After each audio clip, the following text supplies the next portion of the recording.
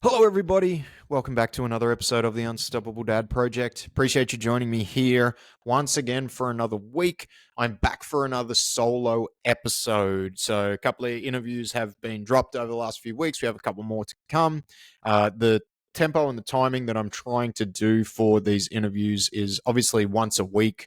I publish this on a Saturday morning. That's Australian time. So, if you're somewhere else in the world, it will be at whatever time that equates to in your particular time zone.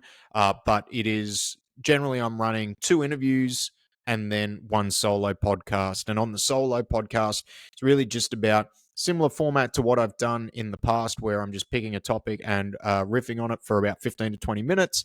Or I'm going through a particular question that I've been sent, which is what I'm going to do today. And I've been asked about getting your kids to train with you.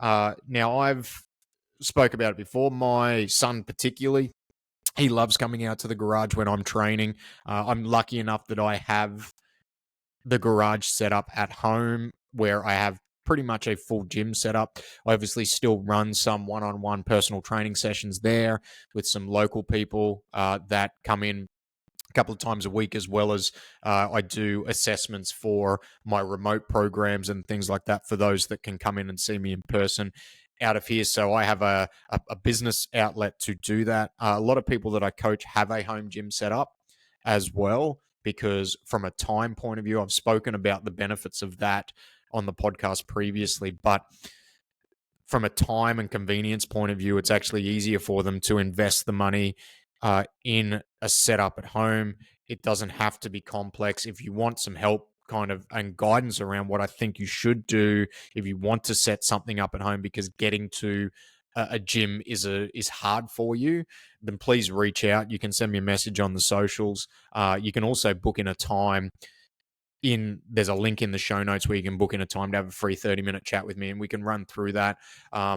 No sales pitch. It's just more to try and help you put in something that's going to be sustainable for you and your lifestyle. But having a home gym set up at home for me, has been great. Obviously, it is my profession and has been for the last 15 years, coaching people, health and wellness, trying to work through that with people. So it's easy enough for me to sit here on my high horse and kind of say, oh, you should prioritize it and this and that. But I also get everything else that goes into it as well too, from a parent point of view. Like, there are a lot of other commitments that need to take priority over your training time. And there are some people that I work with that, they've got limited time. Like, I've got one gentleman I work with. We literally do 15-minute sessions for like 4 or 5 times a week. That's the goal. I've got other clients who we do like 30-minute sessions a couple of times a week. Like, everyone's different. And that's one of the things with the program and kind of what inspired the Unstoppable Dad Project. Prioritizing your physical health is important, but when we have cookie cutter programs that are an hour to 90 minutes, as despite them potentially being great programs, they're not going to fit for everybody. There's going to be a lot of people who are going to need something that's a little outside of the box. And really, that's what I specialize in. But back to the topic for today, having your kids train with you. I think depending on how old your kids are, this answer is going to change. And for me, having the home gym set up is definitely helpful from the point of view of the kids training. My kids are 9 and 5. So from the point of view of them training with me, it's more just from an enjoyment point of view. And regardless of what age your kids are, I think that's got to be the number one thing. You have to make it enjoyable for them. If you don't make it enjoyable, they're not going to want to do it, which is why probably if you're looking to get your kids more physically active, and you're struggling to do that, playing sports and things like that, for me, is probably the best first port of call, because they can get around, especially like team sports or things like that. Maybe they want to do it with their friends. It's more of an enjoyable activity for them. Like, for the age that my kids are, whatever they do should be enjoyable.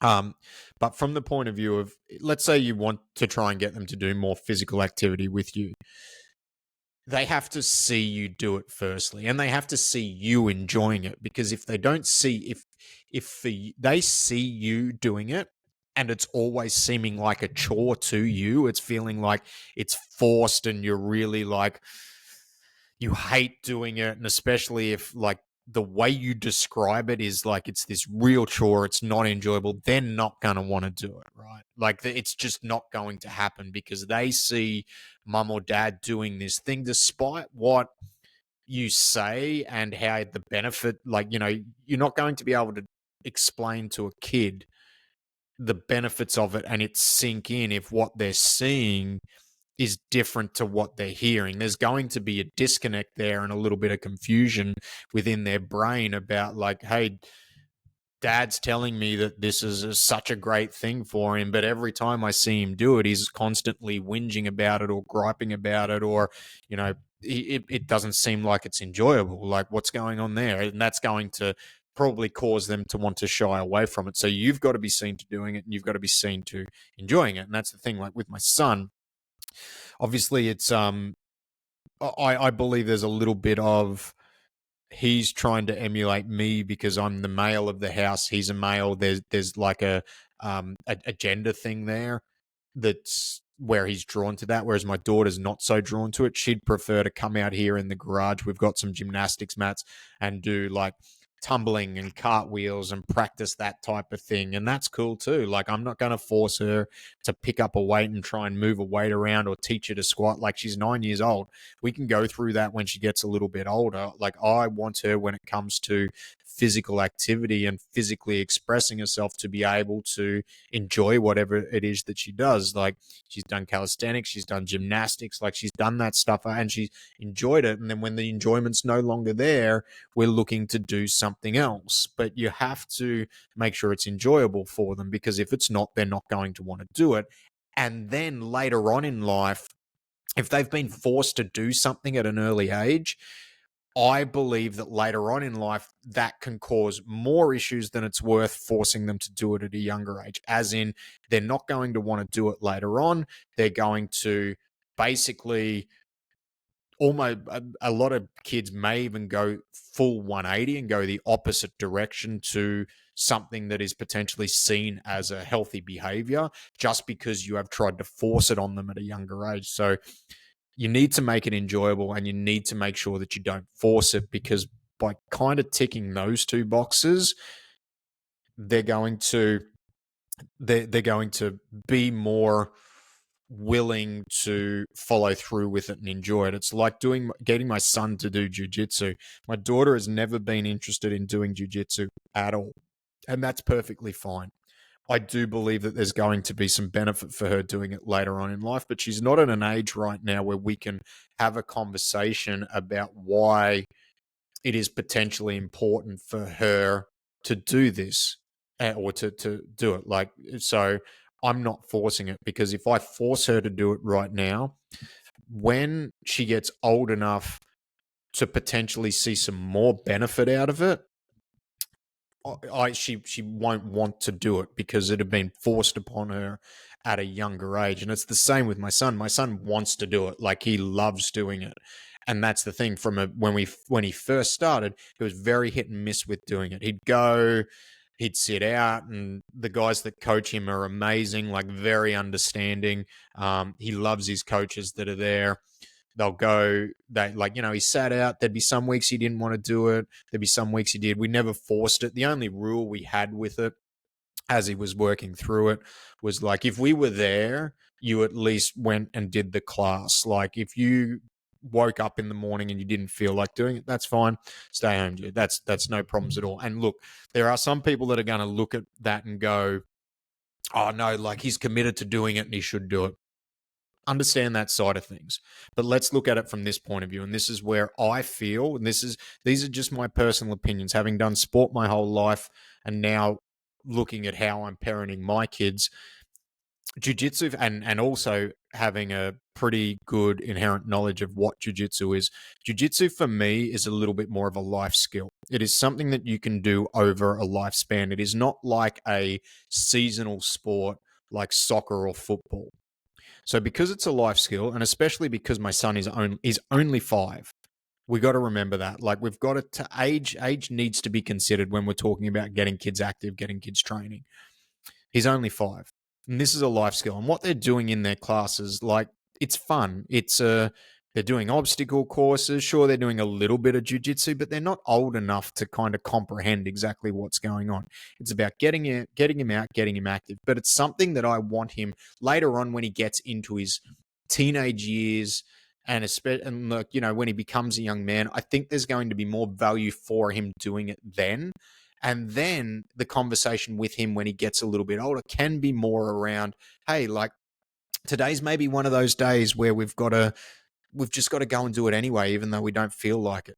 5, not the case, because if I force him to do it when he's 5, I would say with a fair bit of surety, then when it actually becomes more valuable to him as a life skill, he is learning more self-defense stuff. He is actually doing something that may be applicable should he need to use it in a real life situation. And he's able to start to learn some life skills around resilience, around like grit and determination.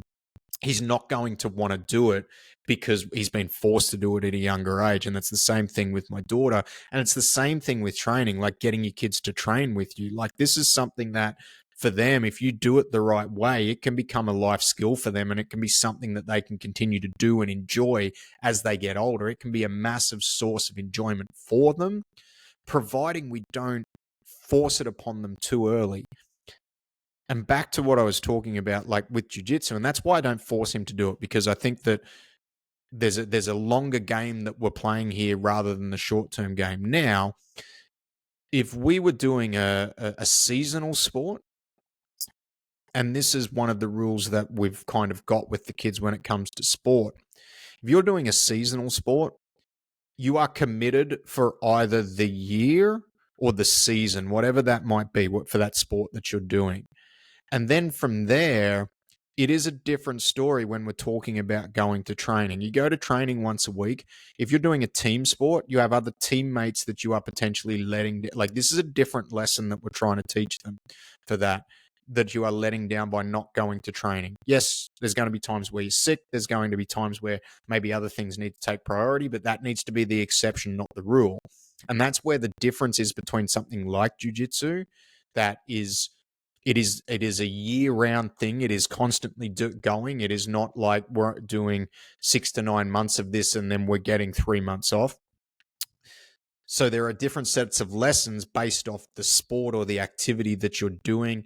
And again, just to reiterate on that, like, for me, it really matters where their age at. And it may not be like their chronological age. It may be like their mental age. Some kids are mentally a bit older than other kids, and that's, so knowing your own children, knowing where they're at from that point of view is an important thing as well too. But the thing with training, and if we're just talking about like physical training, I think one of the biggest things is they have to see you doing it and they have to see you enjoying it.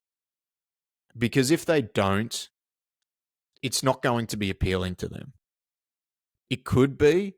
It could be something that becomes appealing to them because their friends are doing it as they get older, and that's perfectly cool as well too.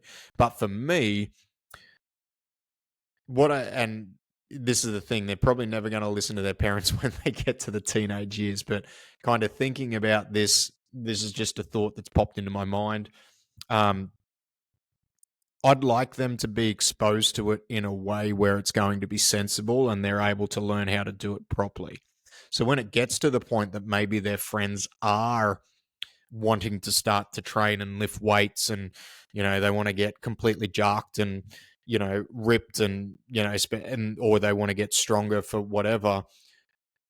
If I've exhibited a track record for them where they've seen me training, maybe they've played around with it. Like my son, I don't get him. I don't tell him what to do when he comes out to train. He'll come out and he'll kind of just mirror what I do.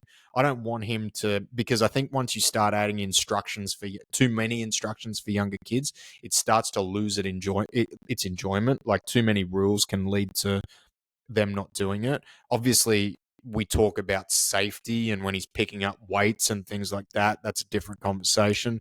But from the point of view of like the X's and O's of it, where we're doing 3 sets of 10 squats or anything like that, he's just kind of mirroring me, or he's doing his own thing. Like he'll pick up his little kettlebell and move it out, or he's got some little weights over there. He'll pick them out. He'll jump on the bench in between my sets. Like we talk about, I guess, gym etiquette, waiting for somebody to finish, waiting for me to finish, making sure we're at a safe distance to each other, all that stuff. But I'm not telling him to do 3 sets of 10 squats or anything like that. He's just coming out and doing his own thing because he enjoys it. But he also sees me enjoying it too, right? So he's emulating it. So my hope is that when he gets older and his friends want to start to do it, that he'll feel comfortable coming to me and say, hey, Dad, can me and my friends come and train in the gym that we've got set up at home? And it's like, yeah. But when he gets to his teenage years, it's like, hey, can I just give you a little bit of direction around what I think you should be doing? And it's not going to really, it might be, maybe it can be a program depending on where they're at, and they'll follow it. But more what I'm trying to do is just give them some guidelines, because I look back on, when I started training, and most people, when they start training, like, they do some bonehead shit from the point of view of training, but because you're young, you can bounce back from it. When you get older, you get into your 40s, 50s, you have to be a little bit more measured about it. But when you're in your late teens, early 20s, hey man, have at it. Like, you can do some pretty dumb shit from a training point of view, and you're probably going to adapt to it because, from a male point of view, you're hooked up on testosterone, and you're growing, and your body's just made of rubber, for lack of a better term, at that point. So you can do whatever you please. But I think in order for the kids to love it and get to a point where they want to do it, you have to do it. And not only that, when they get to that later age, what my kids will have seen, and again, I get that it's easy for me to sit here in my ivory tower and kind of go, this is what I would do. But I've had the advantage of coaching people and training people for well before I had kids. I've had the advantage of training since I was in my teenage years, albeit, like I said, it was like some pretty dumb shit looking back on it now. But, I've had that exposure over decades. So it's easy for me to say this. But if you're thinking about that now and your kids are younger, don't wait to get into it, because they will, I think for me, the fact that they'll have seen me doing it all the way through their life, when they get to that age and they do want to do something, they're hopefully going to be more inclined to come to me, because firstly, they know that they've seen me doing it their whole life. It's not just something that I've just started, because that may not inspire a bunch of confidence in them. If Dad's just starting and I'm just starting, he probably knows just as much as me. Whereas it's like, and again, I'm their parent. They're going to get to their teenage years. I understand and appreciate they're not going to want to listen to a whole lot of what I got to say. But, I think having that track record of them seeing that over their life and being a part of it and just being ingrained in what we do, they'll be more ready to take that advice when it gets to them being in, and it means more to them, or it means more to their long-term development. But to kind of tie it all up, how do you get your kids to train with you? I think having a home gym that's the first part, because then you don't have to take them anywhere. If you're having to take them to the gym with you, there's a whole other, just depending on the gym, but let's say you have to take them to like a commercial gym, there's a whole minefield of stuff that you have to worry about there, whether they let kids at whatever age in there, so on and so forth. So there's that logistically, there's that issue. So having it at home not only can make it easier on you, it can make it easier on them to observe what you're doing. So that for me is a big piece to the puzzle, but it's not the most important piece. The most important piece, I think, is whatever you do, you have to make it enjoyable for them. You can't have it. You can't have so many rules and have it so stringent that they're kind of frozen or paralyzed about what they can and can't do. They need to be able to enjoy it. You need to make it simple, and you need not to force it. There is a whole line of thinking where, we've got to push ourselves through and we've got to do hard things. And yep, at different times, I mean, I did a solo episode a couple of weeks ago talking about inspiring confidence into our kids. And I spoke then about, like, building resilience and making them do hard things and stuff like that. But I think when it comes to something that may be considered a life skill, teaching them how to train properly, I think is a life skill, because it's something that they can continue to do for the rest of their life. It's the same with like something as a martial art. It's something that they may need at any point through their life. And I think if you force them to do it at a young age when they don't have the comprehension skills to understand why it's important to push through, can turn them off for the rest of their life. So don't force it. Make it simple, make it enjoyable. And most importantly, they have to see you doing it and you enjoying it. Because if they don't observe that, I think you're fighting a losing battle. And it comes back to the whole do as I say, not as I do. And that, for me, from what I've seen over the last almost 9 years now of being a parent, is just it's not an effective parenting strategy, and it can lead to a whole bunch of trouble. So that's it. That's some of the steps, some of the things I would look at if you want to get your kids training with you. If you need help directly with your particular set of circumstances, obviously the podcast, the videos that I put up are all very broad and general. There's not any real specific advice. So if you want some help, please reach out. As I mentioned at the start of the episode, there is a link in the show notes where you can book in a free 30-minute call. We can talk about all things training, gym setup, getting kids involved, what you should and shouldn't do from that point of view, and draw on my over 15 years of knowledge helping not only adults reach their health and fitness goals, but then teaching kids as well too. So thanks very much for your time. I appreciate you joining me. Hopefully I didn't ramble too much. I tend to ramble on these solo episodes, but we'll be back next week with another interview, which I'm excited for. I'm excited to share with you, and I hope that you have a great week, and I will talk to you soon. Goodbye.